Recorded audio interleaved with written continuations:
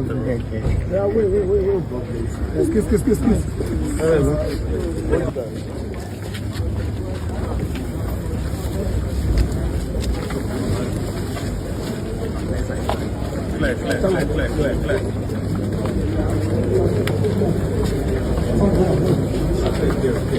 Watch your back.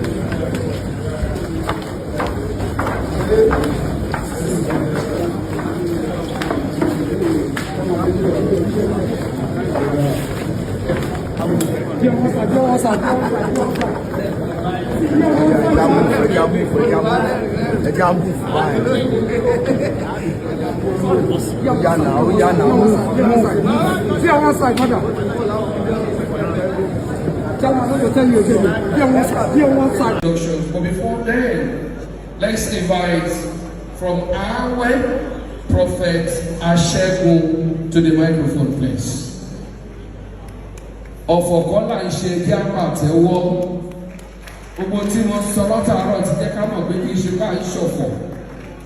Ẹ máa tẹ́wọ́ fún Prophet Asegun láti Awẹ́. You're welcome, sir.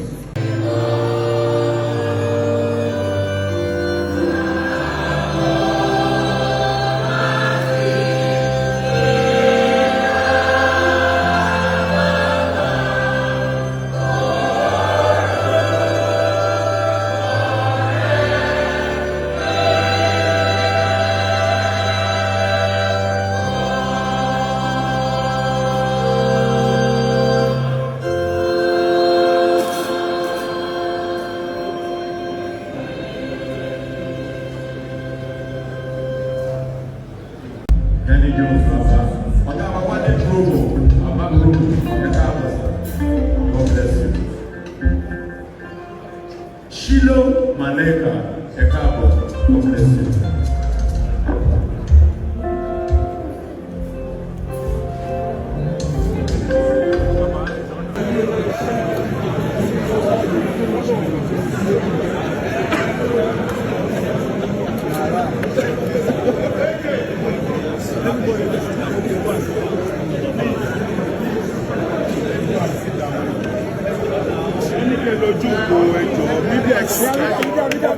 À ń dá orúkọ àwọn èèyàn bí wọ́n ṣe morin kọ tó tàbí bí wọ́n ṣe gbajúmọ̀ tó no a kàn ń sọ bó ṣe wá sí wa lẹ́nu ni àwọn sọ̀rọ̀sọ̀rọ̀ pọ̀ ní àwọn lọ́gàálọ́gàá Akọ́ládé.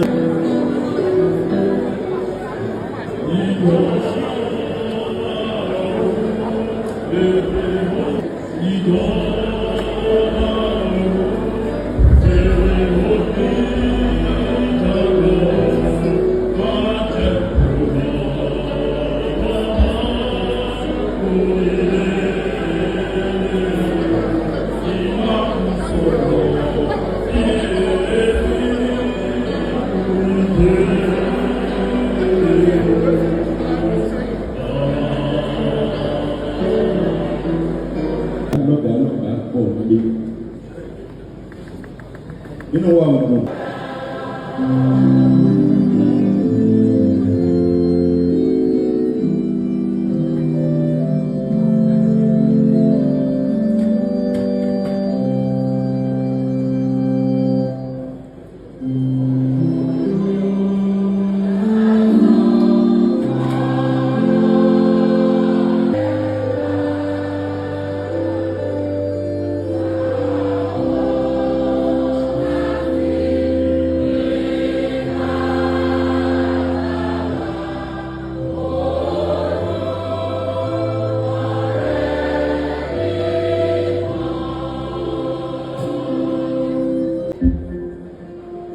Shilo Maleka Ekabo, God bless you.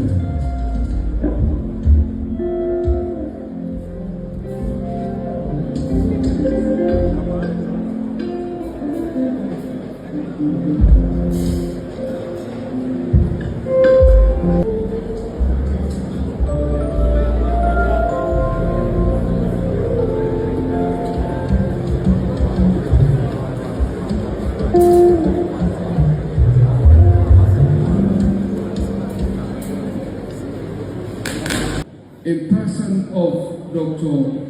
Olayinka Joel Ayefẹ́lẹ́. Ẹ bá mi pa àtẹ́wọ́ fún wọn dáadáa.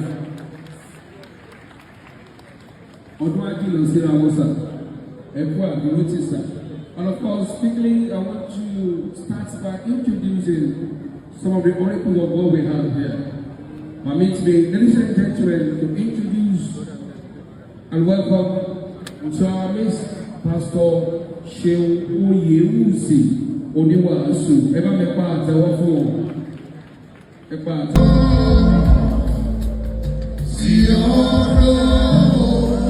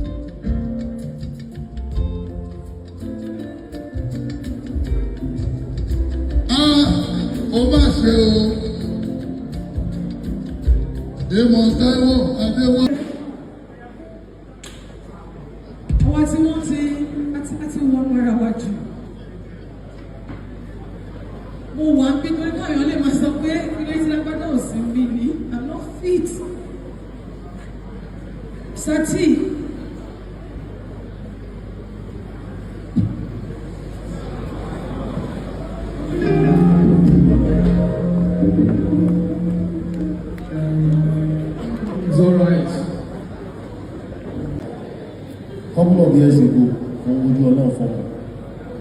Kò síbi tí wọ́n bá ti nígbà tí ìyàwó mi tó máa ń kọrin, wọ́n máa ń pè ìyàwó mi ní ìyá àbèjì. Kò síbi tó bá ti rí wa láyé tó bá ní kọrin, wọ́n ní ìyá àbèjì. Nígbà tí mo wá bí ìbejì, ìyá àti bàbá tó bí mi lọ́mọ, ara church ni wọ́n. Àwọn àna mi náà, ara church. Ẹnìkan láwọn fẹ́ fún mi lólórí kan, mo ní lọ, báwọn lọ ṣe fẹ́ jó sí. Nínú pé mo ronú sáà, wọ́n dẹ̀ pè mí fúnra wọn. Wọ́n ní ká má bá olórí fọ́jọ́ yẹn wọ́n láti irinṣẹ́ àti gbogbo nǹkan táwọn máa lò àwọn ọmọ wa. Wọ́n dẹ̀ fi ilé wọn fọ̀ mọ́lẹ̀ àwọn ọmọ wa kọ níjọ́kọ̀ àwọn ọ̀bẹ́jì láì gba fọ́gbọ̀n lọ́wọ́. Mo ń ṣe pé yẹ kí n sọ orí rẹ̀. Kì í ṣe pé yẹ kí n sọ rẹ̀. Báńkì náà wà. It is well. Thank you. Táíwò Adégbòdù jẹ́ mo ti rí àwọn tó ní ẹ̀bùn. Mo máa nífẹ̀ẹ́ sí kéèyàn ní ẹ̀bùn nípa orin kíkọ tàbí iṣẹ́ tiwa tàbí ẹ̀bùn kẹ́bùn. Mo má jẹ́ kí n fi síbẹ̀ yẹn nìkan. Mo máa jẹ́ tó máa ń dùn lórí. Mo ti rí àwọn tó ti ní ẹ̀bùn. Táíwò àti Kẹ́hìndé Adégbòdù ló jẹ́ ọ̀pọ̀. Ẹ̀bùn yẹn pọ̀ púpọ̀ débi pé gbogbo orin tí wọ́n kọ pátápátá gbogbo ẹ̀rọ nìkan tí máa dẹ̀ máa bá wọn kọ word for word. Eléyìí fi hàn irú ìfẹ́ tí mo ní sí àwọn méjèèjì. Òdùmọ́ wa nínú pé àwa la máa wà bí tá a máa sọ̀rọ̀ ní ìpapòdà Táíwò ṣùgbọ́n kò sí ìkọ̀kọ̀ tá a lè ṣe sí. Gẹ́gẹ́ bí òjíṣẹ́ Ọlọ́run tó máa sọ̀rọ̀ ṣe sọ lẹ́ẹ̀kan tí kankan nínú wa bá lọ lẹ́yìn ṣérò lè tó yìí mẹ́ térò bá tó yìí mẹ́ ṣé yẹ̀yẹ́ ni wọ́n máa ṣe àbí wọ́n máa sunkún tọ́ bá tiẹ̀ ń ṣe yẹ̀yẹ́ tàbí tọ́ bá ń sun ẹkún adúpẹ́ fún ìgbésí ayé Táíwò Adégbòdù. Ẹ jẹ́ kí àwa náà ká lè dúpẹ́ fún ìgbésí ayé wa tàbá lọ́tọ́ kọ́lọ́run máa fi ọ̀run kẹ́. Wọ́n wà lórí àárẹ̀ Dr. Ayéfẹ́lẹ́ tá a lọ ń dáwọ́ fún kí la fẹ́ kọ́lọ́run fà. Sísá tí ìbá pàfọ́ọ̀mù tán tó fẹ́ kúrò lórí stage tó yọ̀ tó forí kálẹ̀ tó tó ṣe gángan kí la fẹ́ bọ́lọ̀ ṣe bí ìwà láàyè ẹ bá ráre débi pé àwọn èèyàn wò ó láwò rẹ́rìn kí la fẹ́ bọ́lọ̀ fà gan àmọ́ òun kábíyá ò sí ó jẹ́ kó fẹ́ sáré rìn lọ síbi tí ó ti gbà tọ́jú òun ká